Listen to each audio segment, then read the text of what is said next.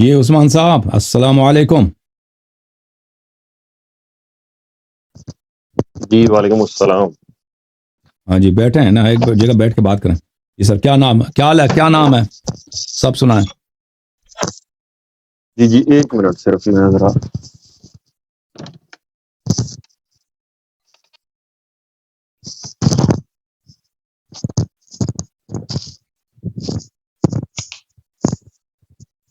جی السلام علیکم. علیکم السلام, خیریت سے ہیں انشاءاللہ. جی الحمد للہ الحمد للہ, آپ سنائیں ٹھیک ہے سر. اللہ کا احسان ہے جناب. کیا نام ہے آپ کا؟ اچھا, میرا نام محمد عثمان غنی میرا نام ہے جی.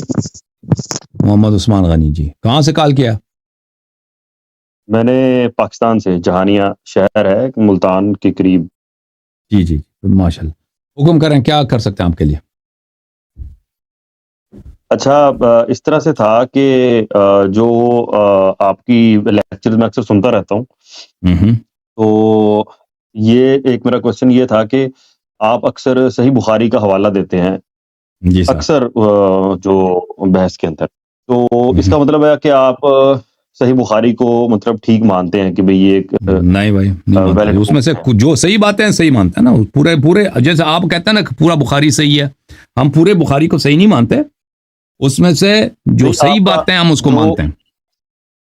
اس جو میں کچھ صحیح باتیں ہیں, کچھ غلط جو باتیں یعنی ہیں. اچھا نہیں, اس میں کیا آپ نے معیار رکھا ہوا ہے کہ یعنی کہ جو بخاری, امام بخاری اس کا نے جو کسی حدیث معیار کو یہ اگر ہے, صحیح کہا ہے, کا معیار یہ ہے جو مذہب اہل بیت علیہ السلام کے موافق ہے, وہ باتیں جس کی اہل بیت علیہ السلام نے تائید کیا ہے, اگر وہ باتیں مخالفین کے روات نے نقل کی ہے تو وہ صحیح ہیں. ٹھیک ہے نا. ہاں, اس کا معیار یہ ہے. نہیں یعنی کہ پوری جو صحیح بخاری ہے اس کو آپ صحیح نہیں مانتے. جی جی. آپ کو یہ لگتا ہے کہ امام بخاری نے کچھ چیزیں صحیح لکھی ہوں گی, کچھ چیزیں جھوٹ ڈال دی ہوں گی, یعنی کہ پھر تو یہ یا بات اس نے ہوئی. خود جھوٹ ڈالی ہیں, یا اس کے مشائخ نے جھوٹ ڈالی ہیں, یا تحریف کی ہیں, یا چینج کی ہیں. جی بالکل بالکل.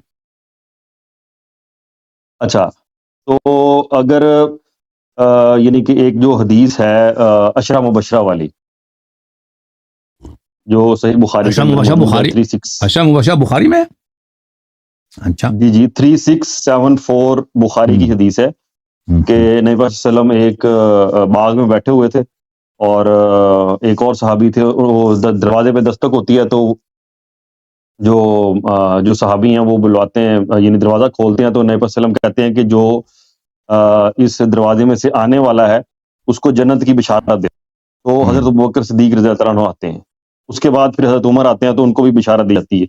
یہ بخاری کی 3674 نمبر حدیث ہے. ڈیٹیل میں ہے, میں یعنی شارٹ یہ بتا رہا ہوں, مدعا اس کے اندر یہی ہے کہ حضرت ابوبکر صدیق کو اور حضرت عمر رضی اللہ تعالیٰ عنہ کو نبی پاک صلی اللہ علیہ وسلم نے بشارت دی ہے جنت کی.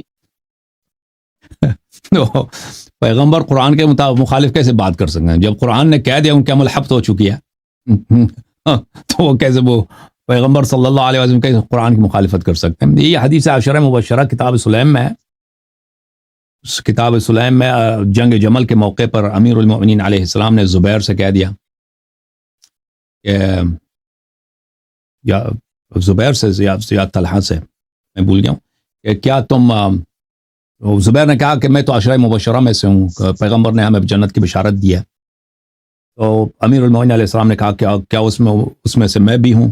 اس نے کہا جی آپ بھی اس عشرہ میں ہیں. تو امیر المؤمنین علیہ السلام نے کہا میں شہادت دیتا ہوں کہ تو اہل نار میں سے ہے, تو اہل نار میں سے, اہل جہنم میں سے. تو ہماری نزدیک اس کی کوئی ویلیو نہیں ہے. عشرہ مبشرہ کون ہے؟ غاصبین حق اہل بیت علیہ السلام, غاصبین خلافت ہیں, وہ لوگ جنہوں نے دین میں بدعتیں داخل کی ہیں. پیغمبر پہ جھوٹی حدیث باندھنا آسان ہے بھائی. یہ جھوٹی بات بنانا اس کو کیا مشکل ہے؟ ابھی آپ بیٹھے نا, پیغمبر نے یہ کہا, پیغمبر نے یہ کہا. اسی لیے تو بخاری کے آغاز میں آپ دیکھیں کہ کتنے احادیث ہیں, پیغمبر صلی اللہ علیہ وسلم نے صحابہ سے خطاب کرتے ہوئے کہا لا تکذبوا علیہ, مجھ پہ جھوٹی بات نہ باندھو. کس صحابہ سے خطاب ہے؟ فمن یکذب علیہ فمن یکذب علیہ متعمدا فلیتبوأ مقعدہ من النار, جو مجھ پہ جھوٹی بات نسبت دیتا ہے وہ اس کے جگہ ٹھکانہ جہنم میں. بالکل بے شک اس کے ہم مانتے ہیں. اس کا کوئی خرچہ نہیں ہے بھائی. آپ جھوٹی حدیث بنائیں نا, جیسے شاعر لکھتے ہیں نا, شعر لکھنا زیادہ مشکل ہے. جھوٹی حدیث پیغمبر نے کیا پیغمبر نے تاریخ اسلام سے بری پڑی ہے. تو آپ جب نہیں، کہتے ہیں ابو بکر نبی عمر صلی اللہ ابو علیہ بکر وسلم عمر نے مولا جنتی علی ہیں، اور بھائی ابو بکر عمر جنتی ہیں، تو آپ کیا کرتے ہیں جب ابو بکر عمر نے مثلا مختلف چیز ان کے جو اعمال ہیں جو قرآن میں ان کے متعلق آیات نازل ہوئی ہیں ان کے مذمت میں، اس کا کیا کریں گے؟ سورہ حجرات کا کیا کریں گے؟ نہیں جنگوں سے وہ باغیں، تاریخ نہیں میں ثبت ہے کہ یہ مختلف جنگوں میں باغیں، اور جو جنگ میں باغ جاتا ہے اس کی قرآن کی آیت ہے کہ اس کی ٹھکانہ جہنم ہے، اس کا کیا کریں گے؟ نہیں جو جس طرح ایک مثال کے طور پر ایک حدیث ہے کہ بھئی جو شخص نماز جان بوجھ کر چھوڑ دیتا ہے تو اس نے کفر کیا.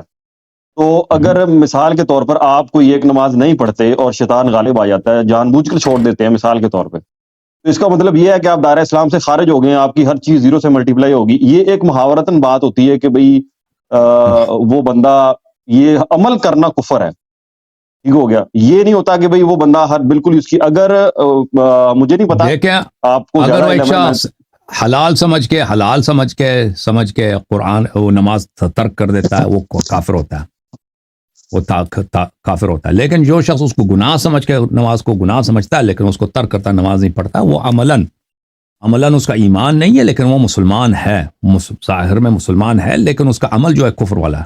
اوکے، اس کا یہ ہے. نہیں وہی میں کہہ رہا لیکن ہوں جو کہ شخص صحابہ تارک کرام، نماز ہے، اور تارک نماز اس لیے ہے کہ وہ نماز کو واجب ہی نہیں سمجھتا، وہ بلا شک کافر ہے. اوکے، میں اللہ یاری صاحب، میں وہی اسی بات کو میں کنٹینیو کر رہا ہوں کہ نبی صلی اللہ علیہ وسلم نے خطبہ حجۃ الوداع جب دیا تو یہ بات مطلب بتائی کہ میں دو چیزیں چھوڑے جا رہا ہوں آپ لوگوں میں، ایک قرآن ہے اور دوسری اہل بیت ہے. اور ایک اور جگہ پر یہ آتا ہے کہ قرآن اور سنت ہے. وہ ٹھیک ہو نہیں ہے، گیا. وہ ضعیف ہے. اسی قرآن سنت والی حدیث وہ قرآن سنت ہے، سنت کو قرآن سنت، وہ کون سی سنت؟ سنت کوئی مدون تھی؟ سنت کی کوئی کتاب تھی اس زمانے میں؟ میں وہی کہہ رہا سنت ہوں چھوڑ کہ کے وہ جا رہے سنت ہم کہاں. ہیں. وہ سنت کا سنت رسول صلی اللہ علیہ وسلم کی سنت واجب الاتباع ہے، میں نہیں کہتا واجب الاتباع ہے، لیکن یہ کہنا کہ پیغمبر صلی اللہ علیہ وسلم نے سنت کو چھوڑا ہے ہمارے لیے، قرآن اور سنت کو چھوڑا ہے، یہ حدیث ثقلین کے مقابلے میں یہ حدیث ضعیف ہے. آپ کے کتب میں بھی یہ کسی صحیح سند کے ساتھ منقول نہیں ہے.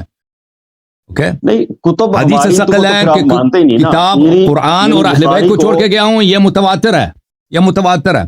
قرآن اور سنت والی وہ حدیث ٹھیک جو ہے وہ بھی مانتے وہ بھی مانتے ہیں، تو وہ بھی ہم مان لو مانتے پھر، ہیں بالکل.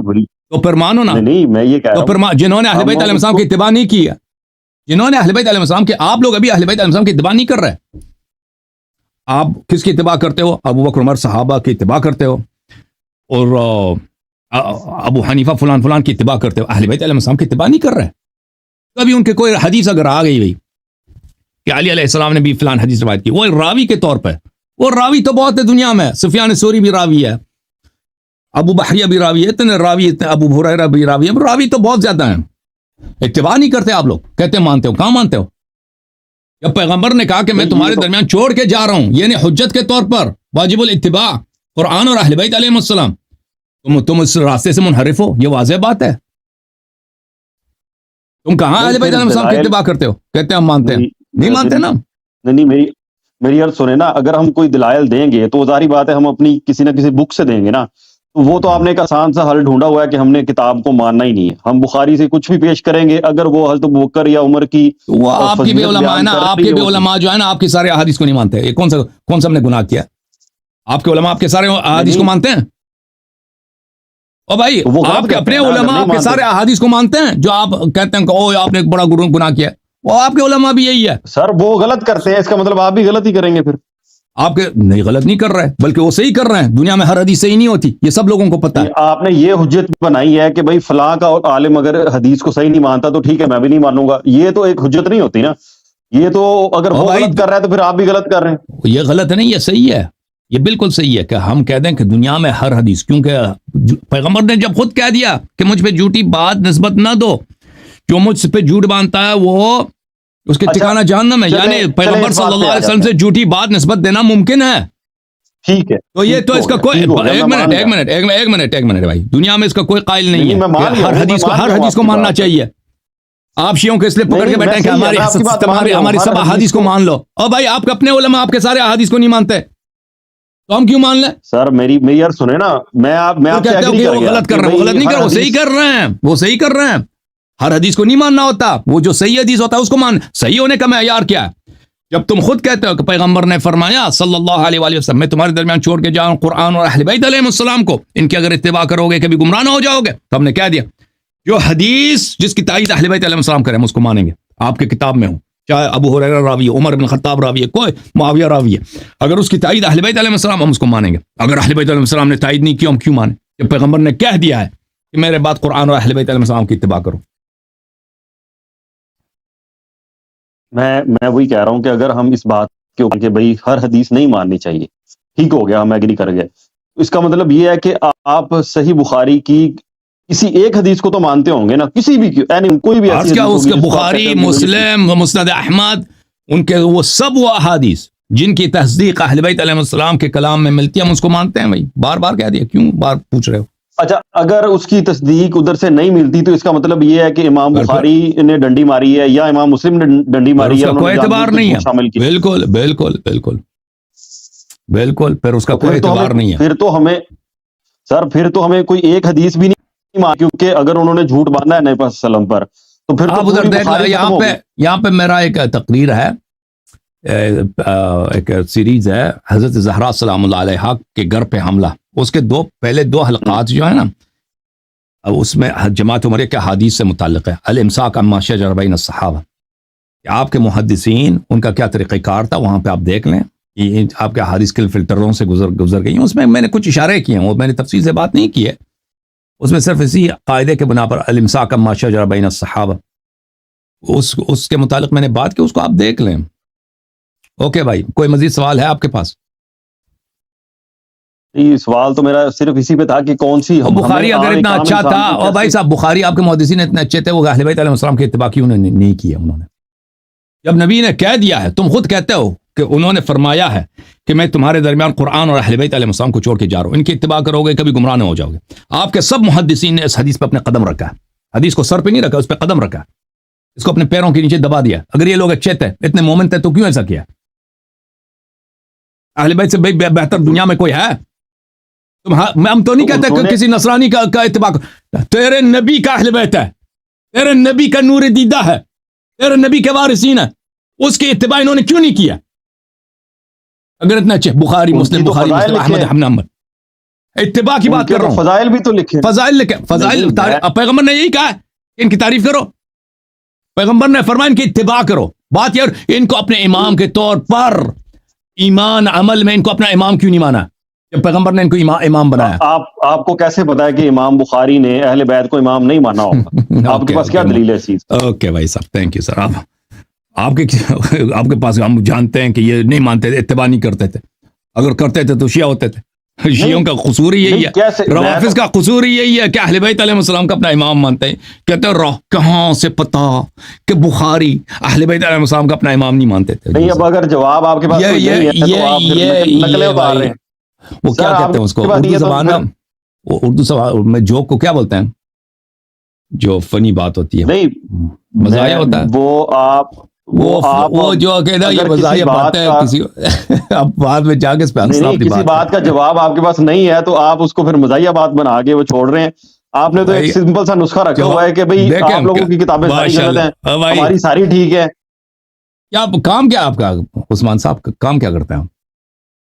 میں پروفیشنل بینکر ہوں. ایک پروفیشنل بینکر. بھائی ان کا سوال یہ ہے کہ اے شیعہ، مجھے کہہ رہا ہے کہ تجھے کہاں سے معلوم کہ بخاری اہل بیت علیہ السلام کی اتباع نہیں کرتے تھے، اور کہتا ہے تجھے سوال کا جواب نہیں آتا اس لیے تم ہماری مذاق اڑاتے ہو. ٹھیک ہے بھائی، تھینک یو سر. اب جا کے بینک میں نا ادھر جا کے انشاءاللہ کل میرے باتوں پہ سوچنا کہ کیا بخاری اہل بیت علیہ السلام کا پیروکار تھا یا اہل بیت علیہ السلام کو نہیں مانتا تھا.